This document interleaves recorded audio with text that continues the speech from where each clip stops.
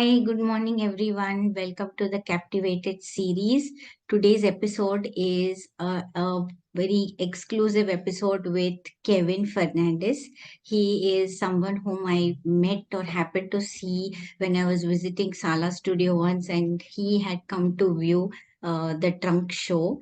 And looking at him, I was very captivated because usually we see a lot of women in the quilting industry, but we don't see men.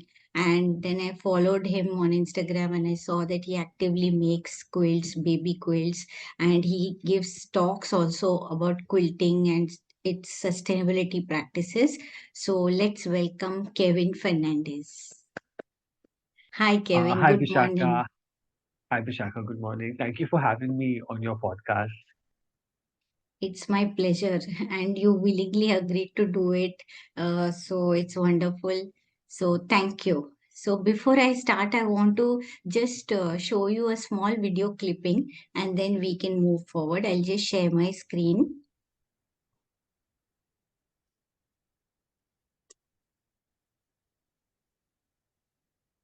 Hi, we are at Sala Studio today, and a lot of work is happening. People are doing a workshop.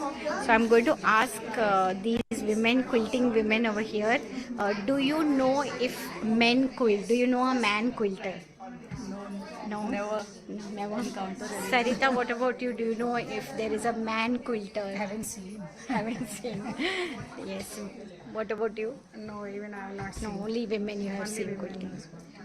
Yes. Same. Same, only women. Yes. So you think women have taken over the quilting arena? I think so. Yes, you think so? It's a very Yes. skillful work. Yeah. And patience. Yes, Yeah, yes, that yes. is more important. Yes, Women yes. have. Okay, thank you, thank you. Hi, we are at Sala. Oh, sorry. Yeah, sorry about that, Kevin. Can you hear me? Yeah. Yeah, I watched the yeah, video as well. yeah. So, what is your reaction to that video?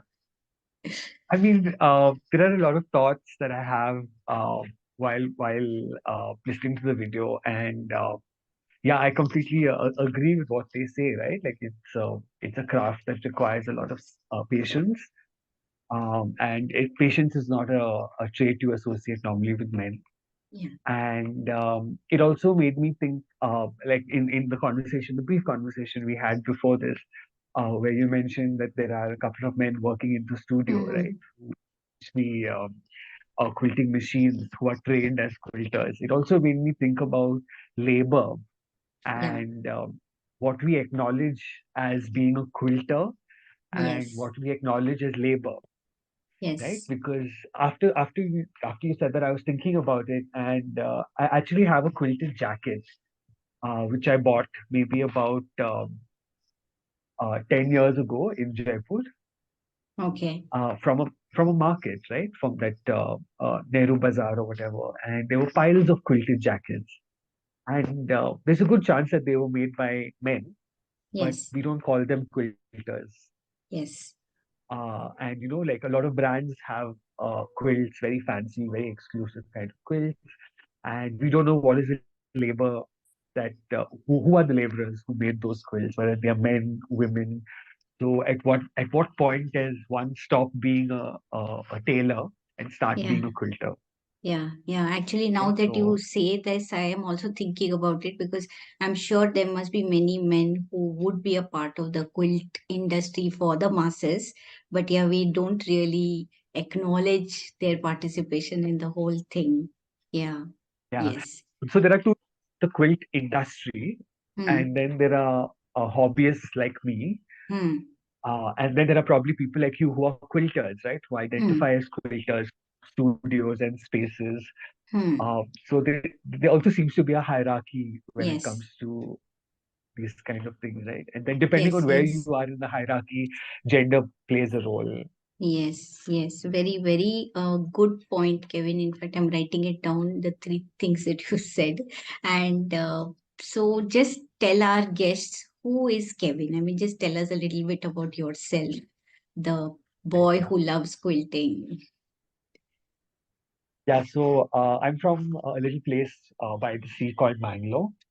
and I spent most of my childhood there. And then I moved to Bangalore. By training, I'm an English professor. I teach English, and I've been doing that for the last 9 years. Right now, I'm on a break from full-time work, and but I continue to teach part-time with Chitrakala Parishad, the evening college, so Bangalore School Okay. of Visual Arts. That's where I Oh, work right now. okay. So, how did quilting start, or how did you know about quilt making, or got interested in quilting? Okay, so I think it goes back to my childhood, and I always lived in a very hot, humid environment. Yes. So quilts were not things that we owned. But I grew up in a house with a lot of books, and most of these books were European books, American books, Okay. and all of these books had quilts. Oh. Like a patchwork quilt that a grandmother Mm. made. Either it would be mentioned in the story, or you'd see it on the cover of Mm. books, right? Like Yes. folded and put at the end of the bed. So I think from somewhere in my childhood, there was always this desire to own a quilt that Mm. maybe my grandmother made for me, but it didn't seem practical because I grew Mm. up in a world which didn't require quilts. Okay. And then I came to Bangalore. I studied sociology, psychology, and literature. And Okay. again, in my study of literature, the quilt came up again and again in different places. Um, I think the two most prominent places, one is Indian novel, A Fine Balance, where one of the characters makes a quilt throughout the entire novel. Okay. And another area is African American literature, Mm. where the quilt is a Yes. very important metaphor for community and work and care. Mm. Uh, then at some point, so what actually got me started was while I was in college, I also discovered the wonderful world of printed socks. Now, Okay. 2024, this may not seem very exciting, Mm-hmm. but in 2010, there weren't many socks available in the market. You Yes. had sports socks and you had formal socks. Mm. And very occasionally, when you'd walk down commercial street, you'd find socks with polka dots or Mm. stripes. Okay. And I got very excited and I would buy these. And while I was using them in college, some of them started getting holes, and I didn't want to throw them out. Mm-hmm. I didn't know what to do with these socks. So I decided, okay, what if I cut them up and use them to make a quilt? Wow. First, it actually started. So I started cutting these socks up, and I didn't know anything. I knew the basic running stitch, which they taught Huh. us at school. Okay. So I decided to start attaching these, and I Mm. think I made about maybe 8 or 9 sets of four. Okay. I put them aside in a box because after that, suddenly it was my godparents' 50th wedding anniversary. Mm-hmm. So today is their 59th wedding anniversary. So that means Oh. 9 years ago, I Wow. started this. Wow. So I decided, okay, I want to do something for them. So I got like some old clothes of mine which were torn, and so that was one of the first quilts. That was the second quilt actually I made. I made a little tablecloth kind of thing, Okay. cutting up some old clothes and hand sewing them. And then I Oh. made one for one of the professors who, was a huge inspiration to me. So that's when it started, maybe about 10 years ago, 10 or 11 years ago, when I was in my final year of my master's, by hand, just putting simple little squares together, Mm. running. Uh, I didn't also, 10 years ago, the internet was not as advanced as it is Yes. now. Yes. It took forever for YouTube to load, Oh, and people yes. weren't making tutorials on YouTube. Mm. So I was just winging it. So I just, I should draw a design. I draw a grid like a maths notebook and Okay. keep color pencils and color out a design that I want. And normally it would just be very basic squares, concentric squares, and things like that. And then cut fabric, sewed by hand. Uh, by the Western definition of a quilt, which is Mm.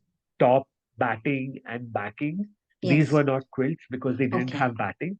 Okay. They were Right? two They were layers, is tops, it? yes, Okay. Yeah. and they were patchwork. I didn't do too much quilting. Mm-hmm. because I didn't understand, for instance, the idea of s- uh, tensile strength. Okay. So the higher the number of stitches, the stronger and the more durable a quilt is. These ideas Yes. hadn't yet, crystallized in my head. Okay. Uh, but I would just do it, right? Do it Mm-hmm. anyway. And that's how I started. And Okay. maybe about 10, 11 years down the line, I have about 10 full-size quilts Wow. and a few small quilts, baby quilts, runners, things like that. Okay. So now I can say that it has become a tiny part of your life. Like you are Absolutely. actively quilting. I don't know if I actively quilt. Mm-hmm. Every year I tell myself I should make at least one piece a month. Okay. But maybe I manage two or three full size quilts a year, Okay. and then maybe a couple of runners and things like. Great. Great. So do you have a sewing machine or do you make these quilts completely by hand? Okay, so that was one of the first things I did in 2015 when I started Okay. working. Uh-huh. I think with my second or third salary, I think by the time I got my third Uh-huh. salary, I had saved enough to buy a sewing machine. So I Okay. bought a sewing machine. Yeah. Okay. So I do the piecing by machine, Mm-hmm. uh, attaching the small pieces together. Yes. And once the piecing is done, I do the quilting by hand. Okay. So no matter how big Quilting, it is. quilting always by hand. Okay. So have you tried machine quilting? I don't have a sewing machine which can support machine quilting. Okay. And even though I've been to Sala and I really appreciate the space, Hmm. I don't know if I can manage a machine like that. Hmm. Okay. Okay. I So, also feel this is some kind of a mental block in the sense it's not about managing the machine, sorry. but Hmm. it has a lot to do with my philosophy of quilting, why I Okay. quilt and I Okay. quilt. Okay. And the idea of quilting for me is it's a very humble craft. Yes. So I want to keep it humble.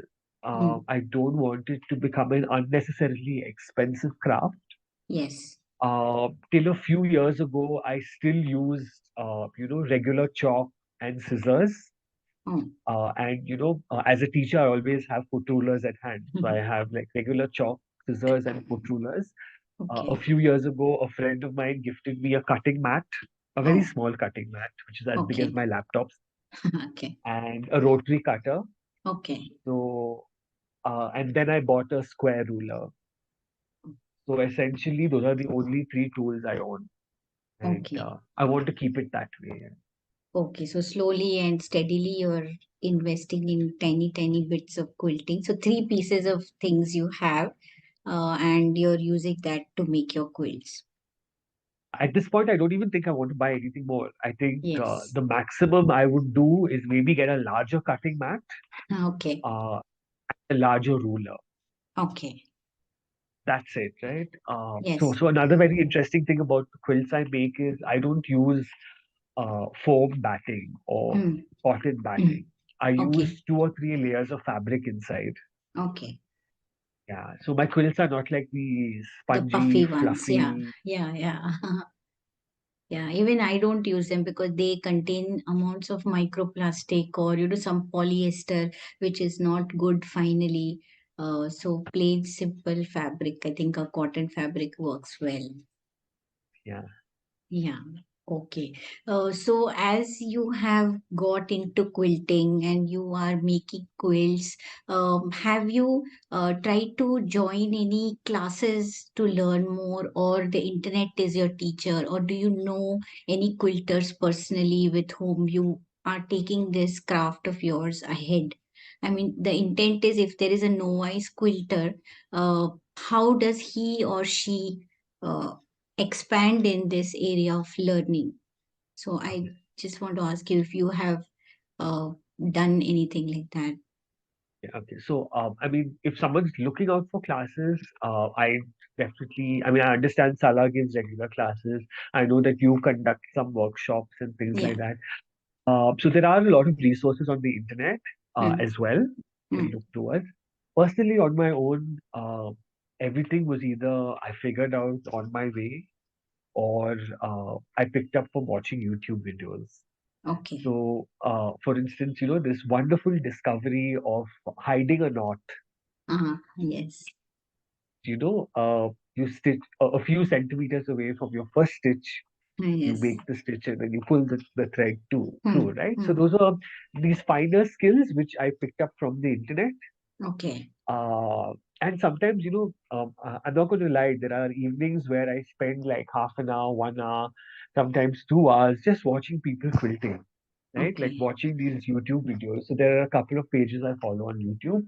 Okay. The patterns are very simple and Hmm. the explanations are very good. And the other thing is that, I don't have patience to watch more than 10 minutes of a video. Yes. So a lot of these videos are 9 minutes, 5 minutes, 12 minutes. So, by watching many of these videos again and again, I picked up a lot of these fine skills. Like, a very simple thing like after you make a seam, ironing it.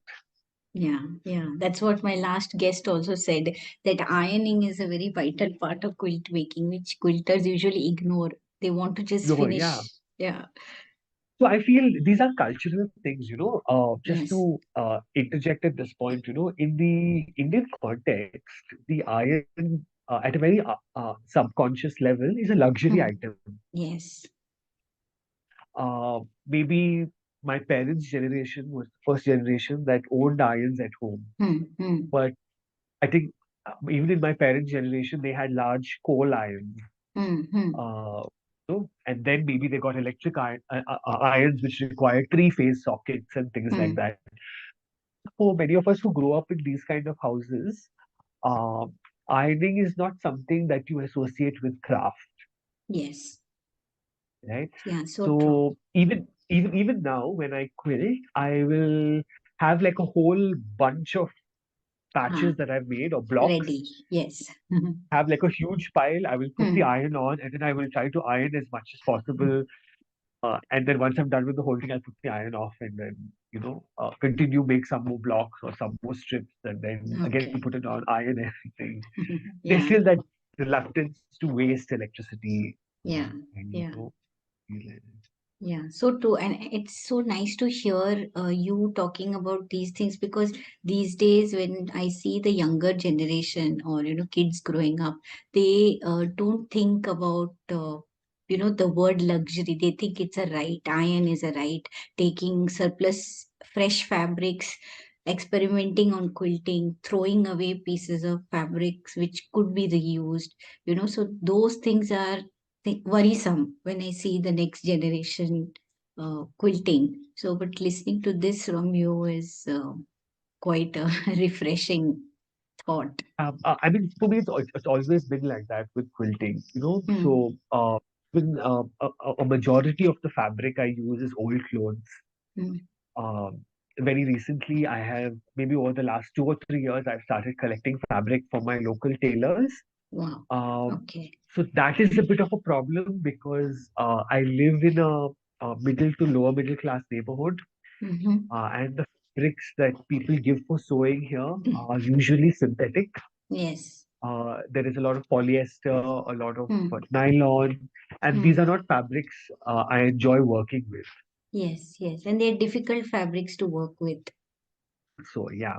Yeah. So I have tried to use some of them in Hmm. my quilting projects, Mm-hmm. but by and large, I try to use old clothes whenever possible. I Okay. have like a box full of these scraps which I've collected from my neighborhood tailors, Okay. and in rare circumstances, when I feel like I need uh, maybe a special project that requires Hmm. specific kind of fabric, then I buy fabric. Yeah. Yeah. And even when I buy fabric, I try to buy, these cut pieces which Yeah. are Okay. discarded. Uh, Yes. Yeah, the chindi, we call it, the scrap of fabric which people don't need anymore. Yeah, so but those make very colorful quilts. Like the one behind me is actually a one with pieces of scrap lying around in the workshop.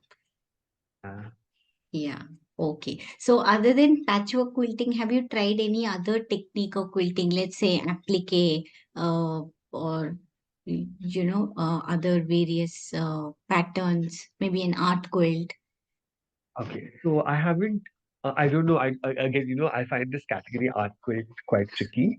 Okay. But I mean, because like I said, I'm a little hesitant to call myself even a quilter Okay. because it seems to be like this idea that a quilter has a studio and a quilter has a quilting machine and a quilter Mhm. uses batting and has, different sized rulers and all of those kinds of things. I'm none of those things. I don't have any Okay. of that. Okay. I don't know where the line between what I do and quilting, right? Like formal quilting, uh, Mhm. where that line is and whether I've crossed it or not. But my go-to technique is patchwork. Okay. I have done a couple of applique pieces. Mhm. I have actually have a small piece here, which I Okay. worked on during the pandemic, and maybe I Uh-huh. can show you. Oh, wow. Yeah, so this Okay. is, of course, it's laterally inverted. Hmm. Um, this is a line from the 23rd Psalm. So the Psalm Okay. says, "You fill my cup with joy. Joy overflows from my cup," right? So during the Okay. Wow. pandemic, I spent a lot of time washing dishes. Yes, Uh, yes.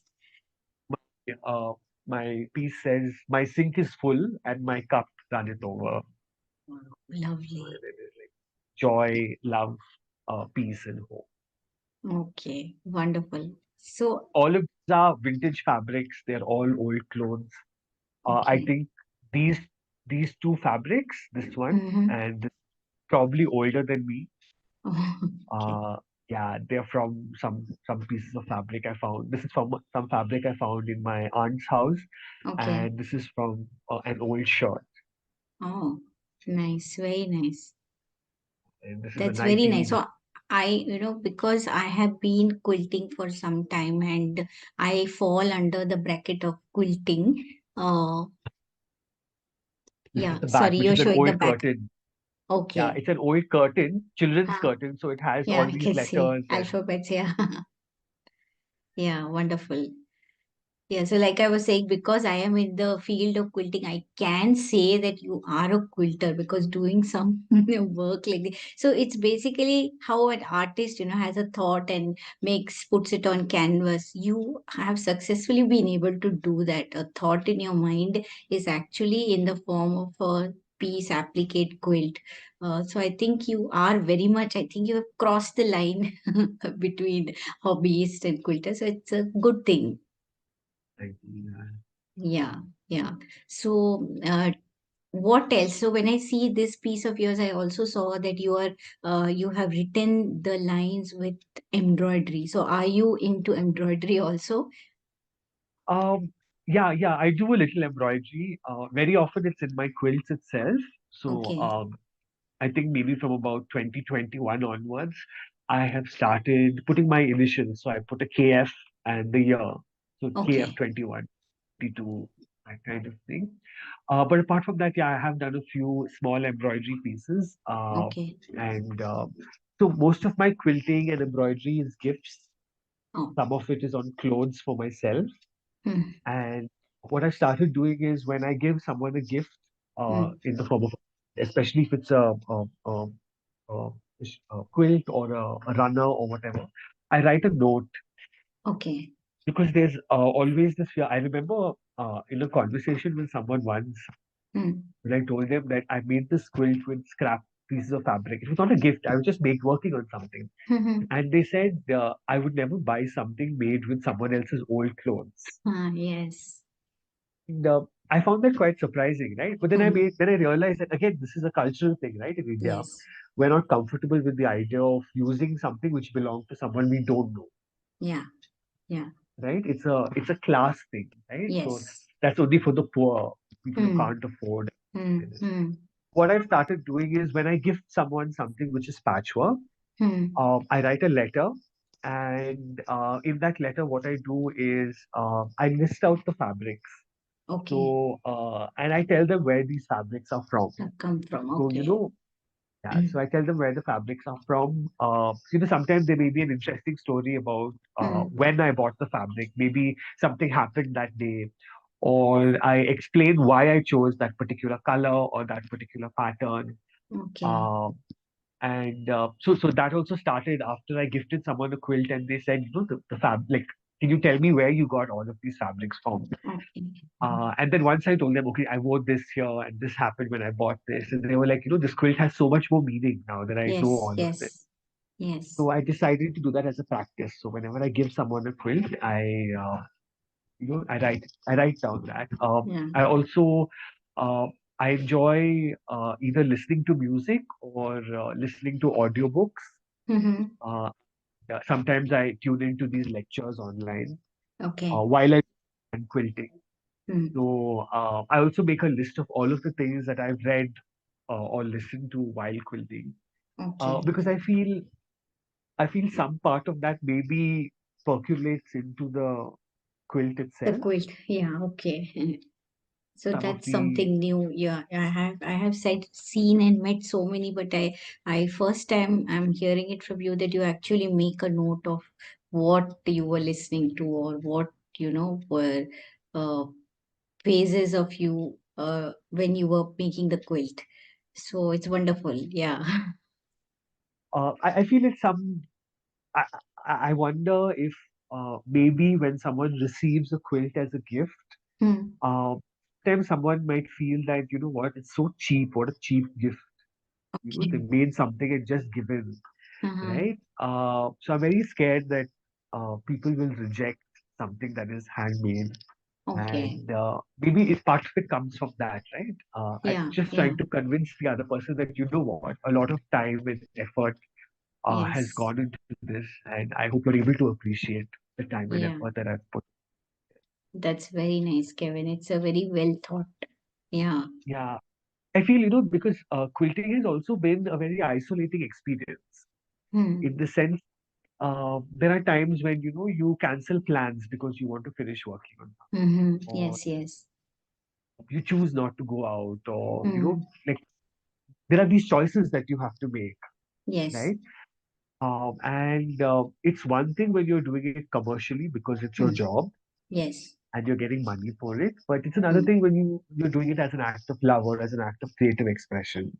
Yeah. And that may not be something that we're all conscious of. Yeah. Yeah. Uh, Yeah. Because that got me also thinking because I don't really put so much thought into when I'm quilting. For me, it's more like a job, you're saying. I do it and I give it, place, finish the order and get money for it. So maybe I'm not thinking so much about the process. yeah, yeah. Yeah. Okay, Kevin. So my next question to you, does being, a boy, raise eyebrows from people uh, a boy who's into quilt making or let's say doing embroidery, uh, does this, raise eyebrows of people whom you know? Yes, yes, definitely. But it's not something that I think about or I bother about a lot because I think I've always just been a very unconventional person. Okay. And yeah, so yeah, it is something that raises a lot of eyebrows. But again, I always think of it this way, right? Majority of our tailors are men, Hmm. Hmm. right? Or I'd say as far as maybe 80% of the tailors are men. Hmm. Of course, garment manufacture in the companies, those large sweatshops, those are largely women. But the tailors the corner side, roadside tailors, those Yeah. are all men. It Yes. shouldn't really be a wonder. Most of the large designers are also men. Yes. So somewhere there is this gap which we feel that only when a man in our social and economic class is working with fabric, it's unusual or it's seen as Yes. unconventional. So I find that a little strange. Yeah. Um, but I think stitching is a life skill. Everyone should learn it. Yes. And 100%. yeah, and it teaches you a phenomenal amount of patience, Hmm. uh, humility, that, a tiny piece of thread will break you sometimes. Yes. Hand quilting. Some years ago, I found some very beautiful silk thread in Hmm. a stitching. The shop was closing down and they had a box full of a beautiful silk thread which I bought. At that time, I Hmm. didn't know stitching, I didn't know embroidery, nothing. I just bought it because it looked Okay. beautiful. Okay. And now sometimes I use it for my quilting and things like Hmm. that. And that thread is not strong at all. Okay. Maybe because it's very old, it breaks a lot. And Hmm. the fibers sometimes uncoil, and the amount of frustration it causes. Yeah. So I think it's an excellent lesson in humility and patience. Yes. Sorry. And I'm sorry, just so Yeah. Yeah. sorry. Another thing is that because I work with a lot of old clothes, Hmm. uh, process of opening up the garments. Yes. Uh, Sometimes I open up a seam Hmm. and my mind is blown at the amount of folds that have gone into making that one seam, Yes. Hmm. right? Yeah. And when I touch that fabric, I'm suddenly so acutely aware that the last person who touched that fabric was the tailor, Yeah. right? Yes. And sometimes there's a color difference between the fabric in the seam and what is the regular fabric, right? Because it has been Okay. washed so many Yeah. The times, darker and lighter shade. Yes. Yes. right? And it's such a humbling moment, right? When I open Hmm. it up and there's this fabric that was last touched maybe 10 years ago or 20 years Hmm. ago, Hmm. and it looks completely different, right? And then, there's someone who is going to the tailor and complaining that the tailor charges 300 rupees to stitch a Yes. shirt or 500 rupees to stitch a blouse. And then there's someone else who's going to a mall and buying a shirt for Yeah. 200 rupees or 500 rupees. Yes. Or And it, even it more really for that makes me, matter. Yes. and it really makes me think about how much labor goes into making these clothes. Hmm. So be tremendously respectful of the clothes I own and use. Hmm. If they ask me to stitch a garment, I say no, I cannot stitch a garment. Hmm. It's something Yeah. that I would because I don't have the skill Yeah. Yeah. or Correct. the Stitching. time. Yeah. Okay. Yeah. So yeah, I mean, but to circle back to your original question, uh, I think more than gender, I think a lot about labor when Okay. I right or when I quilt or when I embroider. Hmm. Uh, More than conversations of gender, I think a lot about labor. But Okay. definitely gender. I mean, why should it be a Yeah. gendered Yes. hobby? Yes. Correct. And especially in India, we see this, but when you go a little further out of the country, places, like Japan or the United States, United Kingdom, everywhere there are very popular men quilters who have built an entire empire, and quilting business, and nobody judges them for being a man quilter. Yeah. I think like I said, it has to do with that hierarchy, right? Yes. The industrial labor quilters who we don't even see as quilters. Hmm. And then at the top, there are the quilters and the art quilters. So we don't Yes. have a problem with them being men either. Yes. Yes. Correct. The people like me who are stuck in the middle, right? Who are neither laborers Okay. nor art quilters, right? And people encounter us, it's a problem. But I must add that this has done a lot for me socially, in the Okay. sense that uh, when I'm in a social setting and someone introduces me, this is usually something people use as Okay. a point of introduction, right? Wow. Okay. And I'm someone, even though it doesn't come across that way, I'm not someone who's comfortable interacting with strangers. So this is a very comfortable way for me to talk to people because I'm not Mhm. necessarily talking myself, but I'm talking about something that I'm doing, Yes. right? And it's definitely something that catches people's attention on social media. It catches people's attention on dating profiles, dating apps. Okay. Uh, Yeah. so it becomes a point of conversation, or it's Yes. yeah, a very good point to begin a conversation for me. Yeah, yeah, that's nice actually. So not just you, I think even when I meet new people and I tell them that I'm a quilter, a lot of times they take time to understand what is it that I'm actually doing, So it's again maybe not very gender biased, but the whole quilting industry, even though it was traditionally there in our country, uh, these days a lot of people don't know about it. So yeah, for me also, they ask, quilter, what exactly does a quilter do? Yeah, so I understand that point of yours. So what about family? When you made your first quilt, or showed your first piece of work, how was what was their reaction? Oh, my family is absolutely in awe and very, Yeah. very supportive, Wow. very supportive of what I do.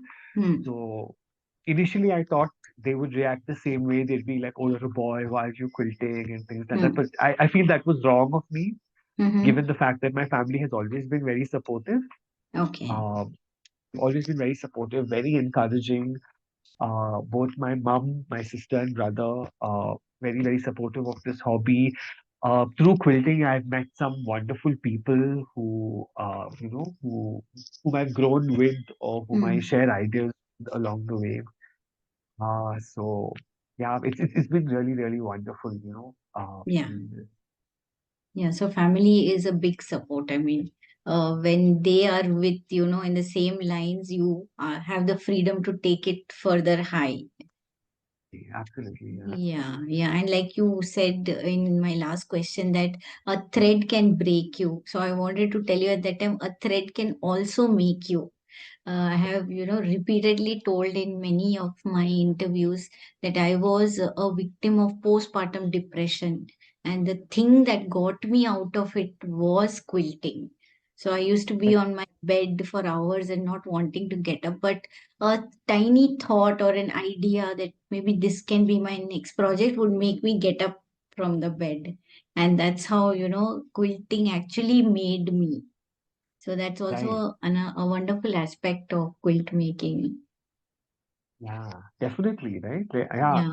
Yeah, I mean, it also tells you a lot about our personalities, right? I was thinking Yes. about how a quilt can break you, and then you were thinking, I mean, how a thread Mm. can break you, and you were thinking about Yeah. how a quilt make you. So It it looks like we're at immediately the came to opposite. my mind. Yeah. Because it actually made me and got me out of that rough phase of life. And now it also defines who you are, right? I mean, like Yes. your social presence, your identity is all Yeah. surrounding the site. Yeah.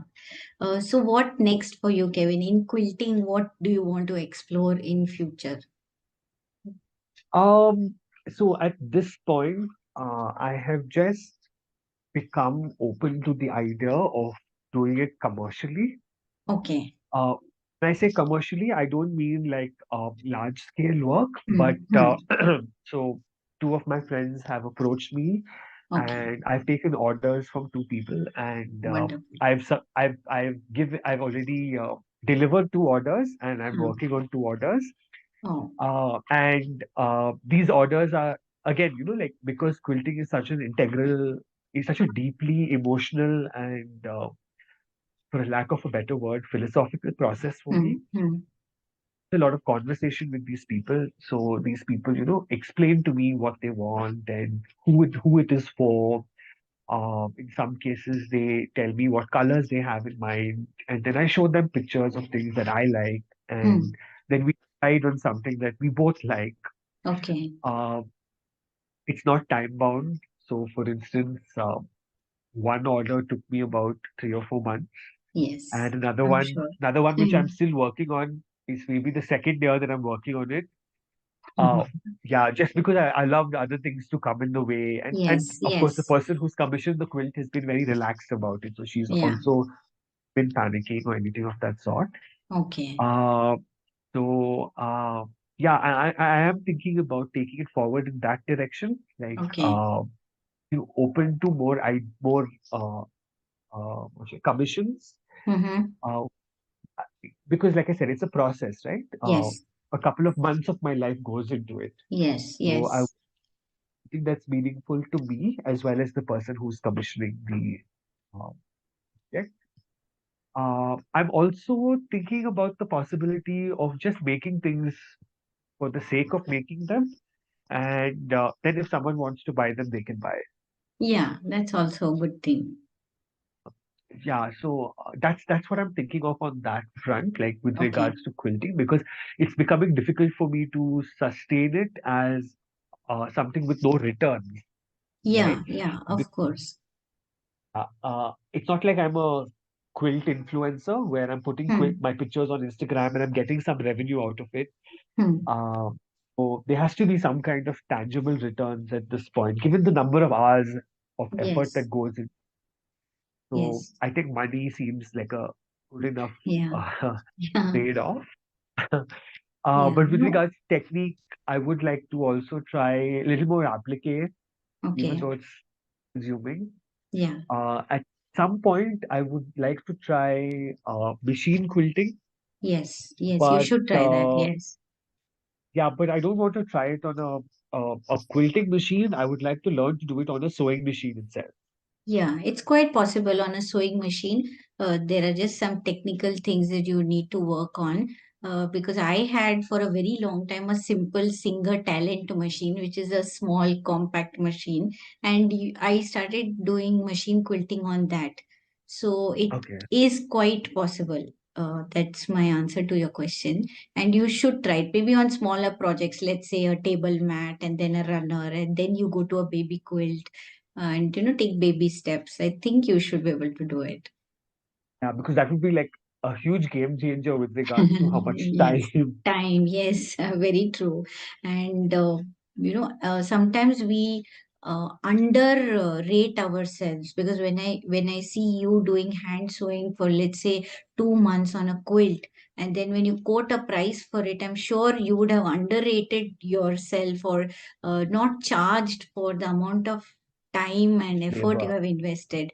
So yeah, I think with machine quilting, once your project starts becoming faster, you will be able to put a better price to your quilts and Yeah. your time. Yeah.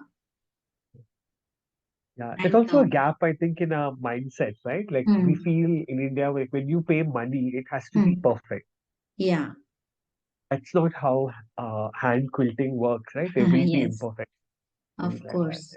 Yes, Which is yes, why I've always been very reluctant to monetize. And that's why when I'm taking commissions, I'm very cautious of whom I'm taking it for. And yes, I ensure that they understand that yeah, uh, this is not a machine made piece. So there are going to be imperfections and there are going to be yes. lines which are not straight and things like that. Yeah, correct. So true. Yeah, yeah. But I think the market is so huge. There is work for people like you who are so thoughtfully invested in quilting, and there is market for people who just, make quilts for the masses. So each one has to find a niche and go ahead. Yeah. Yeah. So, and my advice to you, Kevin, would be that you have to come out a little more in open, attend quilting forums, so people start recognizing you, and you will see so many wonderful people, of all age groups are in quilting. And we have a Quilt Stories magazine, which is India's first quilting magazine. Maybe you can write some articles for them, because you are anyway, I'm sure, good at writing. English professor, I'm sure, would write wonderful articles. So maybe you can get in touch with them and contribute to that part of it. Yeah. Yeah. Yeah. I feel my major disconnect with the quilting community is that the lack of understanding of labor. Yes. Me, that's a major point of disconnect when I interact with other people who are quilters, because I feel for a lot of like with my limited interaction with Hmm. people and when I see the posts online and things like that, it's all about, oh, look at me, I'm so good at what I'm doing, and Hmm. I bought the fabric from this boutique and quilted it Yes. at this. Oh, and that is the narrative, and I don't necessarily relate to that idea of quilting. I Yeah. think quilting is a Yeah. very humbling process. Yeah. It so it's a lot about labor. It's a lot about time. It's uh, and Yeah, so even more, it's I about think you should put forward these thoughts, because I feel that this aspect of quilt making also needs to be heard. right. So when people see this interview, they would think about so many things that you've spoken about, which generally quilters don't speak about. So yeah, why Right. not let let the thought process start. Thank Yeah, you, thank you. I will think about it. Yeah, yeah, maybe yeah, I need to meet more quilters and yeah. understand their process. well. Correct. Fine, Kevin. Thank you so much. It was wonderful talking to you. I appreciate the time that you've given us, and it was wonderful meeting and talking to you. Yeah, thank you for having me on your podcast. I'm very humbled that, I'm the third person in your series. Yeah. And it's made me think about a lot of the things that I do. And it's also made me think about where I want to go, right, with Yes. quilting hobby and how I look at myself also, right? Like Yeah. if I give myself the permission to call myself a quilter, Yes. um, I give you the permission if I can. I'm sure you have crossed that line and you are a quilter now. so much. Yeah. Yeah. Thank you so much for this space. I really, really appreciate it. My pleasure, Kevin. Thank you.